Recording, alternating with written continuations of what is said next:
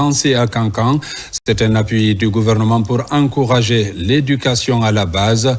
Il est mis en œuvre par le Service national des infrastructures et équipements scolaires, ceci pour répondre aux attentes du système éducatif. Au total, 6 chantiers pour contribuer à la stabilité sociale et stimuler la croissance économique dans la localité. Reportage Toumani Seradialo, Djamokaba. À Kankan, la construction du bâti scolaire s'adapte de plus en plus aux enjeux de l'évolution démographique. 6 chantiers sont ouverts pour garantir l'accès à l'école et l'épanouissement des enfants. Il s'agit des écoles primaires modernes et complexes académiques au sein des collèges et lycées publics de Nabaya. Avec toutes les commodités, le délai contractuel est de 18 mois pour accompagner le rythme des réformes scolaires. Je commence déjà d'abord à remercier le chef de l'État qui est en train de corriger une injustice sociale. Comme vous le savez, n'était habilité à aller dans ces écoles pareilles que des parents nantis. Monsieur le Président, connaissant la région de Kankan, connaissant la Guinée, il veut corriger cette injustice-là en donnant la chance à tous les élèves, quel que soit leur rang, leur famille, l'ethnie, que tout le monde soit au même niveau de chance pour l'école. Aujourd'hui, je suis très content et très satisfait du gouvernement guinéen, surtout notre leader, le général Mamadi Doumbouya. Je sais qu'il est en train de faire pour l'éducation guinéenne aujourd'hui. Quand on construit une école, on a fermé beaucoup de prisons. Et quand la jeunesse est bien tenue, très bien tenue, bien éduquée, c'est plus qu'une mine d'or. Ce programme d'envergure est porté par le Service national des infrastructures et équipements scolaires, un bras opérationnel du ministère de l'enseignement pré-universitaire engagé à changer l'image des établissements scolaires publics. Normalement, le ratio en Guinée, c'est 50 élèves par salle de classe. Mais le constat est très alarmant. Quand vous partez dans des établissements scolaires aujourd'hui, vous trouverez 80 jusqu'à avoir plus de 100 élèves dans une salle de classe, ce qui n'est pas normal. Il faut créer un cadre d'apprentissage. Et ça augmente même la capacité cognitive d'un élève. Les schémas sont attirants et les autorités passent directement à l'action. Les attentes sont exposées et des instructions sont données. Une priorité du ministère de l'enseignement préuniversitaire et de l'alphabétisation pour permettre aux enfants d'aller vers un aspect environnemental pédagogique adapté à leurs besoins.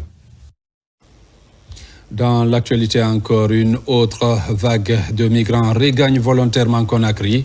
Ces migrants viennent tous de Tunisie. Ils décident donc de venir participer au développement de la Guinée. Ils ont été accueillis par des cadres du ministère des Affaires étrangères. Reportage Alpha Isiagaba. Au total, 132 migrants guinéens sont rentrés volontairement de Tunisie. Souvent confrontés à des situations de détresse, ils ont choisi de regagner leur pays d'origine. Tous, visiblement convaincus que la Guinée est en plein essor, disent vouloir revenir pour contribuer au développement national. Nous sommes très contents parce que nous sommes quittés en Guinée. On ne savait pas que la Guinée allait devenir comme aujourd'hui. Mais l'image que nous avons vue dans les télés, à travers les réseaux sociaux, nous avons su le général Mamadi Doumbouya, c'est un bâtisseur. C'est quelqu'un qui a la conviction. Et l'image qu'il montre la Guinée ailleurs, ça a fait une fierté pour nous. Là où on cherche, on voulait partir là. Notre pays est devenu comme là-bas. Ça cause de ça, on s'est retourné. Donc on n'a pas de difficultés maintenant pour aller nous mettre dans un problème qui est très difficile. À l'aéroport international Ahmed Sékou Touré, ils ont été accueillis par des cadres du ministère des Affaires étrangères qui ont annoncé que des mesures d'accompagnement pour leur intégration sont déjà prévues. Ce sont les très hautes instructions de son Excellence, Monsieur le Président de la République, chef de l'État, le général Mamadi Doumbouya. Nous sommes là donc au nom de son Excellence, Monsieur le ministre des Affaires étrangères, Dr Maurice Ndak Kouyaté, qui nous a mandaté Et ce pont aérien, c'est dans l'intérêt de nos communautés, ou en tout cas de toute la diaspora qui se trouverait en dehors du pays et qui souhaiterait rentrer librement au pays. Son Excellence nous a instruit donc de mettre ce système en place pour faciliter votre retour, mais pas seulement votre retour, mais votre réintégration au programme de développement socio-économique de la Guinée. Ces derniers temps, un nombre croissant de migrants guinéens optent pour un retour volontaire, des retours motivés par leur volonté d'accompagner le processus de refondation engagé en Guinée. Développement local à Forêt-Caria, l'Alliance des forces patriotiques vient d'installer son antenne préfectorale. Ce bureau va servir de base pour expliquer les acquis du CNRD, les grandes orientations du gouvernement et promouvoir également la paix dans la cité. Le point avec Moussa Bangoura et Sidiki Sissé. L'élection présidentielle du 28 décembre pointe à l'horizon. Avant ce grand rendez-vous électoral, l'Alliance des forces patriotiques, AFP, est à pied d'œuvre pour installer ses comités de base dans les différentes préfectures de la Basse-Guinée. Ici, à la Maison des Jeunes, à Forêt-Caria, le bureau national a été reçu. Là, les acquis du CNRD ont été expliqués à tous avant de mettre en place l'antenne préfectorale qui désormais va coordonner les activités dans la préfecture. La vision de l'AFP n'est autre que d'accompagner le général Mamadi Doumbouya. C'est un patriote. C'est un monsieur qui est en train de faire ses preuves. Si je prends l'exemple sur le pont de Tanene qu'il a pu réaliser en une année, je peux me permettre de rassurer le président que Forêt-Caria sera derrière lui à 100%. S'il soutient le président encore une fois, c'est que Forêt-Caria est doublement engagé dans le soutien pour la refondation du général Mamadi Doumbouya. Hommes, femmes, sages, jeunes et différents mouvements de soutien étaient tous mobilisés. Dans cette ambiance, la candidature du président général Mamadi Doumbouya a été sollicitée par les citoyens de Forêt-Caria. Les femmes de Forêt-Caria, les braves femmes de Forêt-Caria étaient prêtes à accompagner Mamadi Doumbouya. L'arrivée de Sanko maintenant, ça fait maintenant de plus. De plus, on a multiplié par 1000 pour accompagner Mamadi Doumbouya. Une population acquise à la cause du général Mamadi Doumbouya. Nous avons composé des bureaux, bureau des femmes, bureau des jeunes, bureau des cadres et le bureau préfectoral. Nous souhaitons à ce bureau une bonne continuité. L'Union des braves femmes de Forêt-Caria pour la paix et l'unité nationale étaient fortement représentées, comme pour dire que Forêt-Caria est engagé à accompagner le président de la République dans ses actions de développement de la Guinée. La Maison des Jeunes de Nongo a servi de cadre à une cérémonie de prière. Elle a été organisée par les résidents de ce quartier dans le but de promouvoir la paix en Guinée. Le compte-rendu avec Mekini Moussa Kamara. La consolidation de la paix en Guinée, une des priorités pour les autorités de Nongo, dans la commune de Lambani. Des actions de dévotion sont organisées pour que cette ambition soit matérialisée. La paix, c'est ce qui n'a pas son prix.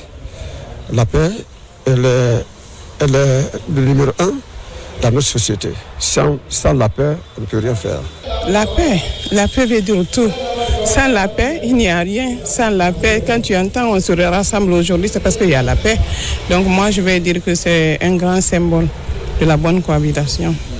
Derrière ces messages de paix se cachent des sujets de croissance économique.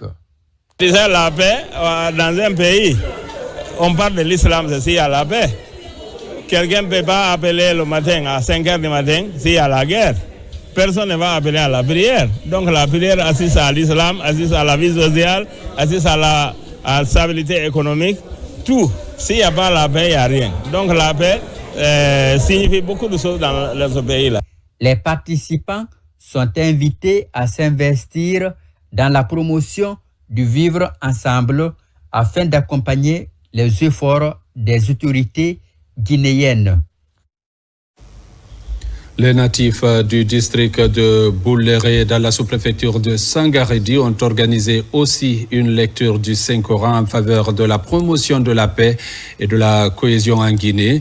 Durant 2 jours, les imams de la contrée ont formulé des prières et bénédictions, non seulement pour le vivre ensemble en cette période électorale, mais également pour le développement de leur district à vocation agro-pastorale. Reportage Younousa Tawel Kamara. À 13 km de la sous-préfecture de Sangaredi, le district de Bouléré a vocation agro-pastorale. Ici, les sages se retrouvent autour du livre saint. Le but est de formuler des prières et bénédictions en faveur de la paix et l'unité nationale en cette période électorale en Guinée, mais aussi pour le renforcement du tissu social entre les filles et fils de ce district. On a décidé unanimement de faire la lecture du Saint-Coran, prier pour la paix et la quiétude dans le pays et surtout qu'il y ait la prospérité dans ce pays. Puisqu'on voit désormais que le gâteau de ce pays est en train de se repartir équitablement. Cela ne se faisait pas avant, il faut le reconnaître. Au cours de cette retraite religieuse de Bouléré, les mêmes prières et bénédictions ont été également formulées en faveur du développement du district, mais aussi en faveur du président de la République, le général Mamadi Doumbouya. L'initiative a été prise par les parents, nos oncles, nos mamans, pour faire la lecture du Saint-Coran, pour bénir le président de la République et pour bénir la confiance qu'il a eu apportée à notre cher Bouléré. Je me réjouis du fait que nous nous retrouvons aujourd'hui à Bouléré pour parler du bienfait, pour parler du développement, pour parler de la paix au sein de la commune rurale de Sangaredi, pour qu'il y ait entente à la base. Nous sommes dans l'esprit du CNRD. À Sangaredi, nous sommes dans l'esprit du développement de la localité, du développement de la préfecture de Boké, de la région de Boké et de la République entière de Guinée. À travers cette lecture du Saint-Coran, les natifs de Bouléré expriment ainsi leur volonté de contribuer à la promotion de la paix et le vivre ensemble en cette période électorale en Guinée. La Miss Africa Golden Guinea s'est envolée hier pour la Turquie. Kadiatou Kouyaté part pour prendre part à un concours Miss International. À l'aéroport international Ahmed Sékou Touré, plusieurs fonds se sont mobilisés pour l'encourager. Le point avec Robert Siditolno. En présence de plusieurs de ses fans, la Miss Golden Guinea 2025 s'est envolée pour la Turquie. Là-bas, elle prendra part à une compétition internationale de Miss. En allant représenter son pays à ce rendez-vous international, Kadiatou Kouyaté promet de hisser haut le tricolore guinéen. Alors je vais dire à tous les Guinéens que je pars leur représenter. Je pars montrer au monde la femme guinéenne que je suis. Je ne suis pas que belle, je suis intelligente et gracieuse. Et c'est ce que toutes les femmes guinéennes représentent aujourd'hui. Le monde va savoir que la Guinée existe et à travers moi, on va le faire bien. Durant 9 jours, les étoiles de chaque pays œuvreront pour mener leur culture au firmament. Pour accompagner cette dynamique, nombreux sont les fans de la représentante guinéenne qui se sont mobilisés pour venir l'encourager et formuler des prières et bénédictions en vue de relever les défis. Je suis content aujourd'hui pour mes filles, pour la Guinée même. Vraiment, je suis content. Je ne peux pas parler beaucoup. Je vais prier Dieu. Venir avec le courant. Je suis très fière de ce parcours que nous avons eu à faire parce que ça n'a pas du tout été facile. Il faut savoir que ça n'a pas été un travail personnel, c'est fait un travail collectif. C'est toute une équipe qui a travaillé derrière tout ça. Il y a tout un comité. Après la couronne de Miss Africa Golden Guinea, Kadiatou Kouyaté s'envole pour la Turquie dans l'espoir de ramener une nouvelle couronne. Mesdames, Messieurs, c'est la fin de cette édition. Merci de l'avoir suivi et bonne suite de programme sur la RTG.